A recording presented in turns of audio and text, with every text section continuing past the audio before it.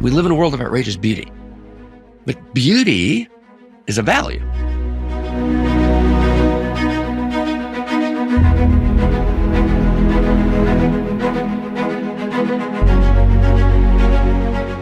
Beauty is not nothing.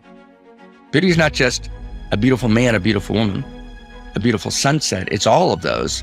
And beauty comes in a beautiful old woman of 97 and a gorgeous, beautiful man's face who's 93, and you just see amazing beauty on their face.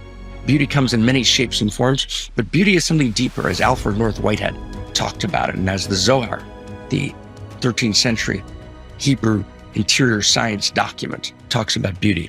Beauty is the ability, and Whitehead writes about this in Venture and Ideas and in Process and Reality, the ability to contain. Beauty is the ability to contain oppositions. Beauty is the symmetry that happens when diverse threads come together and then something new is manifest.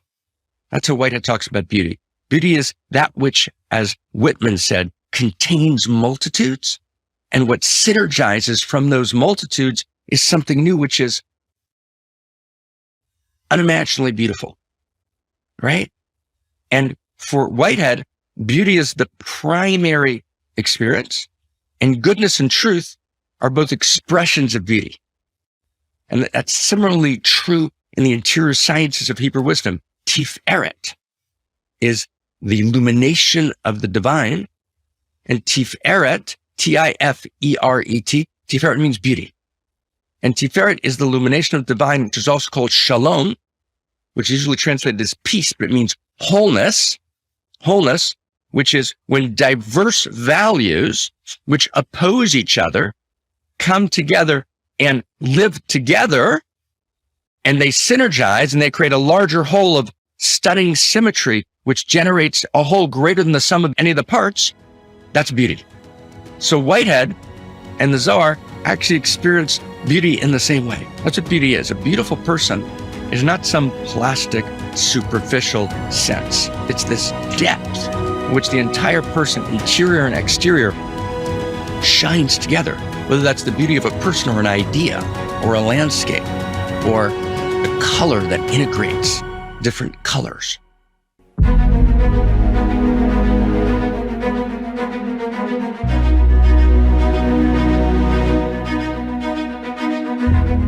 So we live in a world of outrageous beauty. That's one. Two is we live in a world of outrageous pain. Outrageous pain is the opposite of outrageous beauty. Outrageous pain comes from this experience where I take one value, I reject other values. I take one experience, I reject other experiences. I take one insight, I reject other insights. And then I build my worldview based on that one value or that one insight.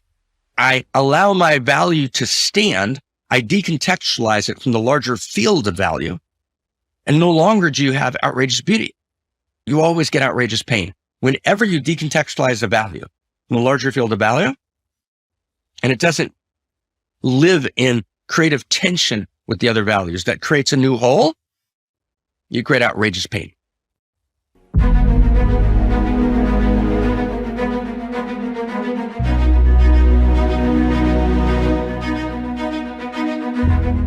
So in the clash between the kind of pro-life position and pro-choice position, several things are happening that need to be pointed out that are beyond important. So number one, each side is claiming a value as the ultimate value.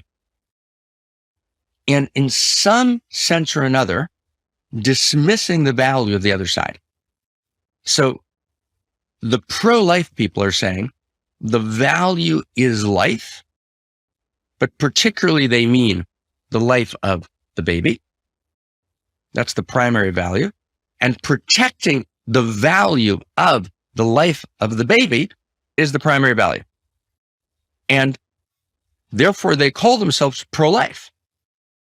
But actually what they're doing is they're hijacking the value of life, turning that into an absolute value, and ignoring a second value, which is the value of choice. Now, the pro-choice people are doing the same thing. They're picking a value, choice. And it's the woman's right to choose. That's what they're talking about, choice. And they're calling themselves pro-choice, but in doing so, decontextualizing choice from the larger field of values includes life, and making choice the primary value, and in some sense, the only value, before which all other values must bow. Now, again, the pro-life people are doing the same thing. They're decontextualizing life, in this case, the life of the baby, from the larger field of value, which includes the life of the mother and includes choice, and those are related, and saying their value reigns supreme. So in this great argument between pro-life and pro-choice, the way they've actually framed the arguments is actually absurd. They've each claimed a value, right? They've then rejected the other value and caricatured, and this is point 2, they've caricatured the other's position. Now, let's go slow.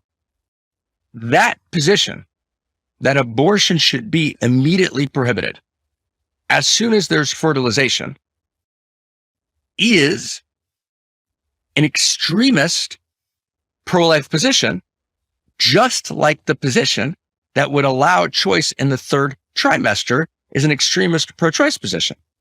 And the second we step out of the field of value, and this is critical, the second we step out of the field of value, there's no possibility of actually coming to a higher synergy, to higher beauty. This is a big deal. In order to actually engage this conversation, we can't caricature on either side.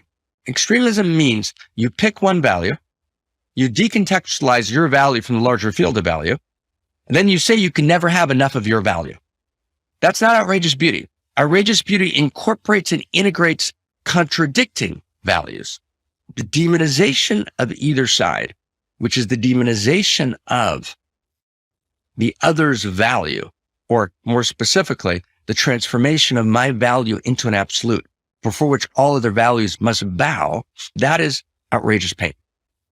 Outrageous pain can only be responded to through outrageous love.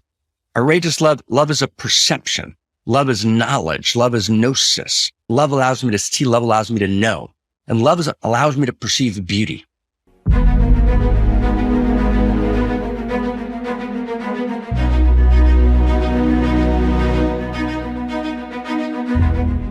In order to evolve the source code of consciousness and culture, in order to move beyond polarization, we have to actually tell a new story of value, which is a story of outrageous beauty. And outrageous beauty means that we've actually articulated a story of value rooted in first principles and first values, in which choice and life are obviously, right, both first principles and first values, out of which synergy emerges, which generates a response to outrageous pain through outrageous love, which is outrageous beauty. Now, remember, and this is really, really important, when you step out of the field of value and you choose one value as your idolatry or as your identity before which you kneel and which you can't compromise on, and idolatry before which you kneel, your identity on which you can't compromise on, you create outrageous pain and you create polarization.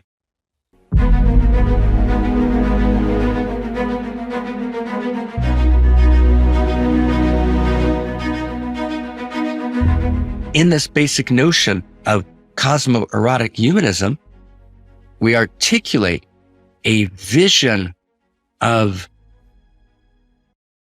beauty which allows contradiction not to turn into polarization, but to turn into paradox. When you're in the field of value, which is the field of eros, which is the field of beauty, then contradiction becomes not polarization, but paradox. And the Garden of Eden is not paradise. The Garden of Eden is paradox. And from that paradox, we can love each other. Because love always holds paradox. And paradox is uncertainty.